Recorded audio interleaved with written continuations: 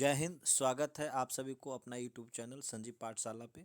मैं संजीव सर आप सभी का स्वागत करता हूं आज के नए वीडियो में। और आज का वीडियो में लेकर के आया हूं रैम्बो बुक का 100 मार्क्स है, उसी का पोएट्री सेशन से सॉन्ग ऑफ माई सेल्फ का शॉर्ट क्वेश्चन का सॉल्यूशन करवाने वाला हूं। तो ये जो चैप्टर है आपका बहुत ही इंपॉर्टेंट चैप्टर है। मैंने इसका ऑलरेडी वीडियो बना दिया है एक्सप्लेनेशन के साथ में, और ऑब्जेक्टिव क्वेश्चन का भी वीडियो करवा दिया गया बच्चा। ये रहा शॉर्ट क्वेश्चन जो यहाँ से क्वेश्चन बनाया जाता है, एग्ज़ाम में आता है क्वेश्चन। चैप्टर का हर चीज़ आपको मिलेगा, मीनिंग हो, ऑब्जेक्टिव क्वेश्चन हो, शॉर्ट क्वेश्चन हो, समरीज हो, एक्सप्लेनेशन हो, हर एक चीज़ के हर एक बिंदु पे पहलू जो है ध्यान दिया गया है। आपको घबराने की कोई बात नहीं है। और नए बच्चे जो हमारे चैनल को अभी तक सब्सक्राइब नहीं किए हैं तो एक बार कर लीजिए, बेल आइकन को भी दबा दीजिएगा ताकि नोटिफिकेशन आपको मिले जब भी हम लोग यहाँ से वीडियो को अपलोड करें। ओके, शुरुआत करते हैं आज हम लोग एक पॉजिटिव मंत्र के साथ में। क्या खूब कहा है कहने वालों ने। कहते हैं बचा ले जो हर तूफान से उसे आस कहते हैं। बचा ले जो हर तूफान से उसे आस कहते हैं। बड़ा मजबूत है वो धागा जिसे विश्वास कहते हैं। मेहनत करने वालों की सफलता पक्की होती है। मेहनत करने वालों की सफलता पक्की होती है। युवाओं के हाथ में ही देश की तरक्की होती है। तो माय डियर स्टूडेंट्स, इसी पॉजिटिव थॉट के साथ में हम लोग आज पढ़ेंगे सॉन्ग ऑफ माई सेल्फ का ये सब्जेक्टिव क्वेश्चन करने वाले हैं। यहाँ से 2 नंबर का क्वेश्चन आपका एग्जाम में टच करेगा। ओके, तो चलिए शुरुआत करते हैं। आज का पहला क्वेश्चन लेते हैं, इसका आपका बुक से ही है। ये रहा, who is the speaker in this poem. In this poem मतलब song of myself. Song of myself, तो सॉन्ग ऑफ माई सेल्फ में स्पीकर कौन है। तो ऑब्जेक्टिव, अगर आपने ऑब्जेक्टिव की वीडियो देखी होगी तो श्योर है कि आप आंसर इसका बना लेंगे। ओके, तो आंसर मैं बताना चाहता हूँ, Walt Whitman is the speaker in this poem. Walt Whitman जो है सॉन्ग ऑफ माई सेल्फ का कवि हैं। ओके, चलिए जी नेक्स्ट क्वेश्चन देखते हैं क्या है अगला question. Second number, how old is he मतलब यहाँ पे स्टैंड करता है ये वाल्ट विटमैन का। वाल्ट विटमैन, कविता में वाल्ट विटमैन की उम्र कितनी है आप लोगों ने देखा होगा। तो अकॉर्डिंग टू पोयम अगर बात करी जाए कवि की उम्र की, तो यहाँ पे इनकी उम्र जो है 37 ईयर्स ओल्ड है। कितने ईयर्स है? 37 ईयर्स ओल्ड उसमें बताया गया है। तो पोयम के अनुसार ही इज़ 37 ईयर्स ओल्ड। ही मतलब वाल्ट विटमैन की उम्र 37 साल। ओके, अगला क्वेश्चन थर्ड नंबर का ये रहा, how does the speaker use you twice. मतलब ये why does the speaker use you, you का प्रयोग 2 बार कवि ने इस कविता में क्यों करी है। तो आंसर में बताया गया है, the speaker uses you, you मतलब second person, twice to reflect this opinion. कहते हैं हिज ओपिनियन, कवि जो है अपने विचार को व्यक्त कर रहे हैं और सेकेंड पर्सन मतलब हम सभी लोगों को, सुनने वाले लोगों को अपनी भावना को वो बताना चाहते हैं। ओके, चलिए चौथा नंबर क्वेश्चन देखते हैं जी क्या है। फोर्थ नंबर में थोड़ा सा ये लॉन्ग क्वेश्चन है, 2 नंबर का ही परीक्षा में आएगा इससे। ठीक है, लॉन्ग ये शॉर्ट क्वेश्चन जो होते हैं 2 मार्क्स का ही आता है। इसमें लॉन्ग क्वेश्चन अब बिहार बोर्ड का एग्ज़ाम में नहीं पूछता है।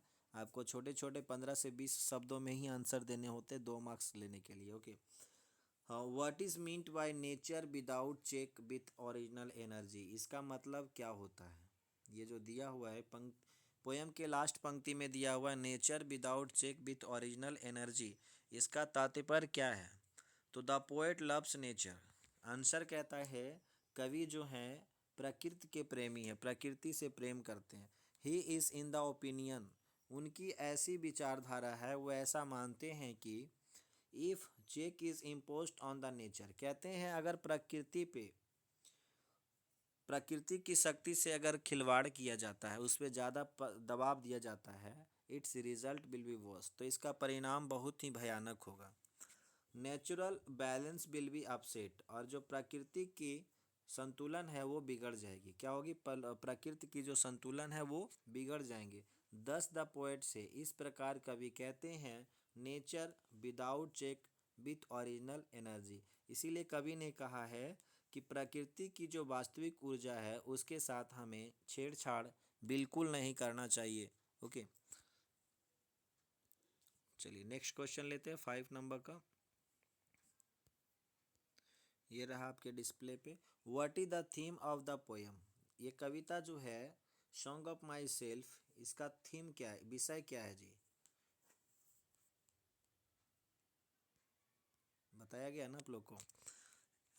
इसका जो थीम है, individualism is the theme of the poem. व्यक्तिवाद, क्या है? व्यक्तिवाद। कवि जो है व्यक्तिवाद कवि कहा जाता है, या फिर कहा जाए तो पीपल्स पोएट कहते हैं इनको, जन कवि भी कहा जाता है। तो इस कविता में जितने भी आपने पढ़ा है, इस कविता में कवि किसी और की बात नहीं करते हैं, सिर्फ अपने बारे में बताया गया है। तो इसीलिए इसको कहते हैं इंडिविजुअलिज्म। ठीक है, अगला क्वेश्चन लेते हैं। 6 नंबर का क्वेश्चन है, how does the speaker establish relation between me and you? मतलब इस कविता में कवि खुद और लोगों का के बीच में किस तरह से, कैसे रिलेशन को स्थापित किया है, रिश्ता को कायम किया है। तो आंसर बड़ा ही सिंपल वेज में है, बहुत ही सरल भाषा में मैंने दिया, अपने शब्दों में इसको वर्णन किया गया है। आंसर कहता है the speaker establishes relation between me and you. कवि ने अपने और लोगों के बीच जो संबंध को दर्शाया है इस कविता में, सेइंग, ये कहते हुए, वट एवर थिंग्स, जो कुछ भी चीज़ें कवि के पास है, इनके पास ही पोजेसेस, कवि के पास जो भी कुछ है, या फिर कहा जाए कि एक मनुष्य के शरीर में जितने भी चीज़ें होती है वो दूसरे भी मनुष्यों में होता है। The rest might have possessed the same. उसी प्रकार से जितने चीज़ कवि के अंदर है उतने ही चीज़ दूसरे व्यक्तियों में होते हैं। जैसे उन्होंने बात करी है शरीर के शरीर में जो रक्त है, खून है, अगर उनकी रंग देखी जाए तो दूसरे लोगों में भी सेम होता है। शरीर के हर अणु, हर गुण मनुष्य के दूसरे में भी होता है। तो इसीलिए यहाँ पे कवि ने इस तरह की बात कही है और बताना चाहते हैं कि हम और आप एक ही जैसे हैं। ठीक है, चलिए 7वां नंबर क्वेश्चन क्या है देख लेते हैं। Your 7 number question, what does he observe in summer? बहुत यहाँ पे अच्छा क्वेश्चन है, ऑब्जेक्टिव में भी दिया गया था। समर मतलब गर्मी के दिनों में वो किस चीज़ का आनंद लेते हैं? कवि जो हैं वाल्ट विटमेन, वो जब लीन होते हैं, मगन होते हैं, गर्मी की घासों पे वो मगन बैठे रहते हैं, तो उन्हें क्या चीज़ का आनंद आता है? He observes the must of summer grass in summer. यहाँ पे स्पाइक है, मतलब जो घास की जो नुकीला भाग होती है, जो चुभता है, उसी का वो आनंद लेते हैं सूखे हुए घासों पे बैठ करके। नेक्स्ट क्वेश्चन आपका 8वें नंबर का बच्चा, देखिए क्या, what has formed the speaker's blood? यहाँ पे कह रहा है क्वेश्चन कि कवि के जो रक्त है वो उसका रूप कैसा है। Okay, the speaker's blood has been formed by the soil and air. कवि ने कविता में वर्णन करी है कि जो भी उनके शरीर के रगों में दौड़ने वाले लहू हैं, या फिर शरीर जो बना है अमेरिकन मिट्टी से, कहते हैं इस देश की पावन धरती से मुझे मिली है, इस पावन देश की मिट्टी और हवाओं के द्वारा मेरा शरीर का निर्माण हुआ है। मतलब यह एक यूएसए कवि, कहाँ के थे जी? United States of America. ठीक है, दैट मीन्स आपको अगर बोला जाए तो यह एक अमेरिकन कवि हैं वाल्ट विटमैन। ओके, हर देश के लोग यहाँ पे कवि का अलग अलग पोएम में आपको वर्णन मिलेगा। तो पूछ देता है कवि का रिलेटेड कंट्रीज क्या होता है, तो you will have to always mind the all related poets. Okay, चलिए नेक्स्ट क्वेश्चन लेते हैं। 9 नंबर का क्या है, what does he hope to do? आखिर कवि जो है इस कविता में किस चीज़ का उम्मीद करते हैं करने के लिए? तो आंसर कहता है, सबसे पहले आपका रिस्पॉन्सिबिलिटी होती है कि क्वेश्चन को अच्छी तरह से समझे कि क्वेश्चन का अर्थ क्या होता है और कौन से टेंस से आपको क्वेश्चन कर रहा है। जिस टेंस में आपका क्वेश्चन किया जाता है आंसर भी आपको उसी टेंस से रिलेटेड होता है। ठीक है, क्वेश्चन में है he hopes to do something good for the generation. ये ऐसा उम्मीद करते हैं आने वाले जो पीढ़ी हैं उस पीढ़ी को कुछ अच्छा सौंपना चाहते हैं, कुछ अच्छा करना चाहते हैं। Which will help them to choose their right path on the future। ऐसी चीज़ वो करना चाहते हैं आने वाले समय के बच्चों को, आने वाले समय के पीढ़ियों को अपने अधिकार को चुनने का मौका मिले, भविष्य में अच्छे मार्ग पे चलने का। ठीक है, लेकिन आज के ज़माने में क्या है, लोग धर्म जाति मजहब में बटे हुए रहते हैं, लड़ते हैं, तो कभी ऐसा नहीं चाहते, खूबसूरत सा दुनिया चाहते हैं वो। ओके, चलिए 10वां नंबर क्वेश्चन क्या है, इसका भी थोड़ा सा एक्सप्लेनेशन जान लेते हैं जी। 10 नंबर क्वेश्चन, चलिए। What does he want to do with creeds. Creeds मतलब होता है धार्मिक विशेषताएं। ठीक है, ये जो व्यक्ति जो वॉल्ट विटवीन, वो धर्म के साथ, ये जो धार्मिक चीज़ें होती है उसके साथ वो क्या करना चाहते हैं। आंसर है बड़ा सिंपल है, the poet is religious minded. कवि जो है एक धार्मिक विचार के व्यक्ति हैं। He has bitter experience above communal disturbance. ये जो होता है धार्मिक रूप, धार्मिक लोगों के बीच में जो कभी कभार लड़ाइयाँ होती है, उसके बारे में उनको, उनके पास थोड़े मोड़े अनुभव है।